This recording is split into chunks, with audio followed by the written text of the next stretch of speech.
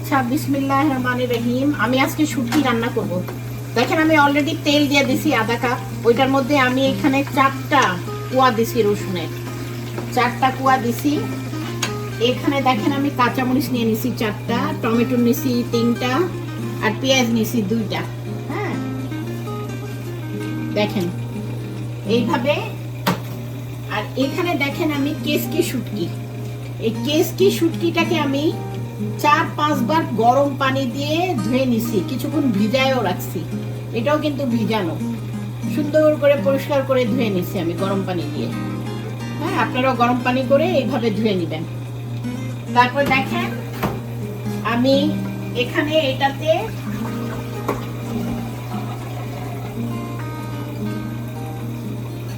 আমি এই যে আলু বেগুন দিয়ে রান্না করব। আলু বেগুন কেটে নিছি, এটার ভিতরে আলু আছে ছোট ছোট করে। হ্যাঁ, আলু বেগুন টমেটো দিয়ে আমি কেচকি শুটকিটা রান্না করব। তাহলে আমি কড়াইতে আধা কাপ তেল নিছি আর 4 কুয়া রসুন নিছি, 4টা কুয়া রসুন এই যে এইভাবে মোটা মোটা করে কেটে নিছি। চুলাটা অলরেডি মানে ধরাই দিছি, ধরায় আমি রসুনটা একটু লাল করতেছি। একটু লাল করতেছি।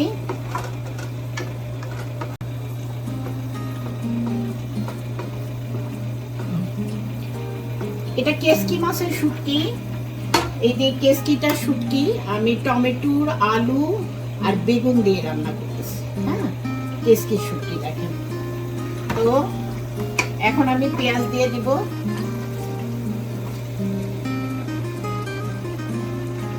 এই টমেটোটা আর এটা একটু পরে দিব। আগে আমি এটা দিয়ে নেড়ে তারপরে আমি এটাতে শুটকিটা দিয়ে দিই। বিসমিল্লাহ। দেখেন অনেকগুলো শুটকি দিচ্ছি।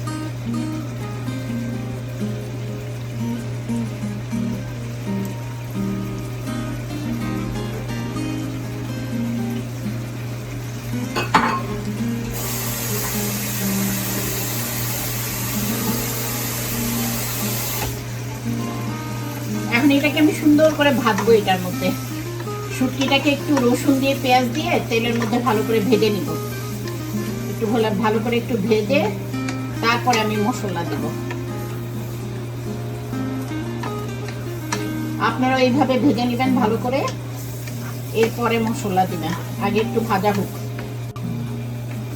আচ্ছা দেখেন আমি এটাকে ভালো মতো একটু মানে তেলের মধ্যেই কষাই নিছি, দিয়ে রসুন দিয়ে আর পেঁয়াজ দিয়ে শুটকিটা দিয়ে কেচকি শুটকিটা দিয়ে সুন্দর করে একটু কষাই নিছি। এই যে এখন একটু নরম হয়েছে রসুনটা আর এটা পেঁয়াজটা। এখন আমি 1 চামচ আদা বাটা দিয়ে দিব। হ্যাঁ, আর 1 চামচ রসুন বাটা দিয়ে দিব। এখন আমি এখানে দেখেন হলুদ দিব। এই যে হলুদের এই চামচের 1 চামচ, 2 চামচ, অনেকগুলো তো। মরিচও দিব 1 চামচ, 2 চামচ, 3 চামচ দিব মরিচ। এখন আমি ধনিয়া গুঁড়া দিব 1, 2, আর জিরা গুঁড়া দিব 1, 2। বাস হয়ে গেছে আমাদের মশলা। হ্যাঁ, এখন এটার সাথে আমি একটু নাড়াই নেই। আমি যে টমেটোটা আর কাঁচামরিচ রেখে দিয়েছিলাম এটা এখন এটার সাথে দিয়ে দেব। ঠিক আছে, এই যে দেখেন এটা দিয়ে দিব। এখন লবণ দিব। লবণটা এখনো দেই নাই, লবণ দিব।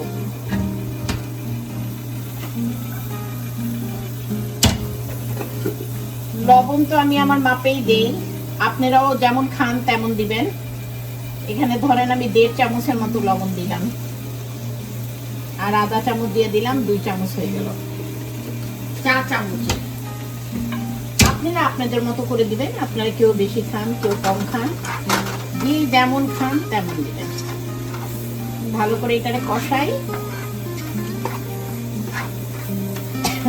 একটু পানি দিই।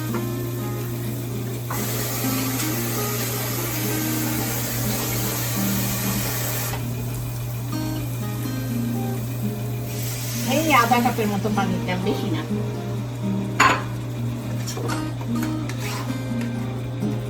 এখন একটু ইয়ে হোক, একটু নরম হোক, একটু কষানো হোক, তারপর আমি তরকারিটা দিতেছি, আপনাদের দেখাচ্ছি।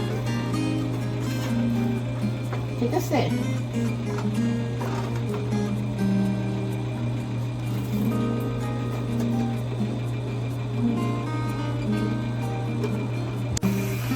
আচ্ছা দেখেন, এটাকে আমি 10 মিনিটের মতো, না সরি, এটাকে আমি 5-7 মিনিটের মতো কষাইছি। অনেকগুলো তো 5-7 মিনিটের মতো কষাইলাম। কষানোর পরে এই যে এই অবস্থায় আসছে। তো আমার মনে হইতো স্যার একটু তেল দেওয়া লাগবে। যতগুলো আছে মনে হয় আদা মানে 1.5 কাপ তেলটা দিলে ভালো হয়। শুটকিতে একটু তেল দিলে ভালো লাগে, এতে তেলটা বের হইলে।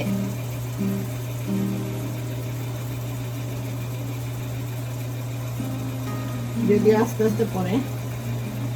আচ্ছা এখন দেখেন, এখন আমরা আলু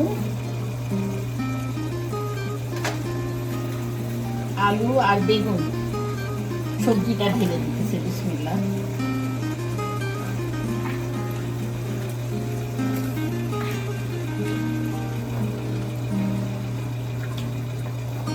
আমি এইভাবে লম্বা করে কেটে নিচ্ছি, আলুটাকে এইভাবে কেটে নিচ্ছি। আপনারা দেখেন কিউব করে কাটলে ওইটা আরো ভালো লাগবে, এইভাবে আপনাদের ভালো লাগে। তবে এই 2 রকম করে কাটলেই সুন্দরভাবে ইয়ে হবে। আচ্ছা, আর বেগুনটা আলুর থেকে একটু বড় করে কাটছি কেন? বেগুন তো চিপসায় যাবে, ছোট হয়ে যাবে, নরম হয়ে যাবে। এখন আমরা এটাকে সুন্দর করে মাখাই নিই মশলাটা, তাহলে সব জায়গায় লাগবে।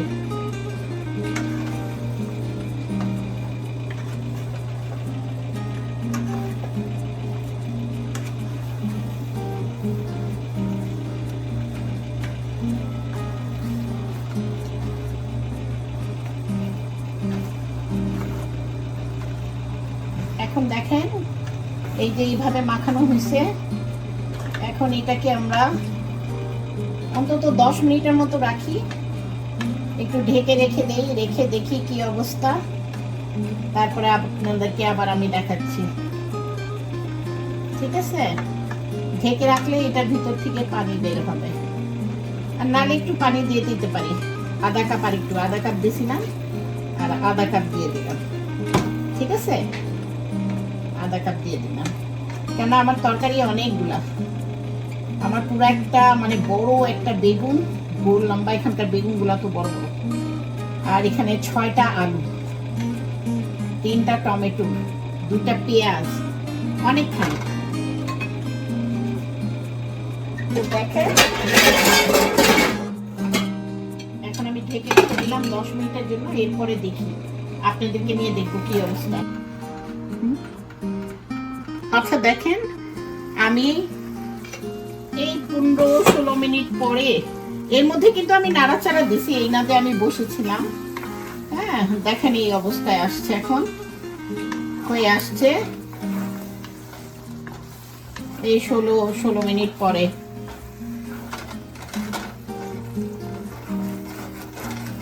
লেগে যাচ্ছে নিচে।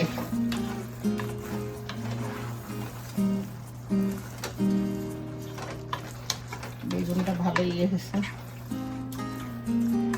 আমি এখন আপনাদেরকে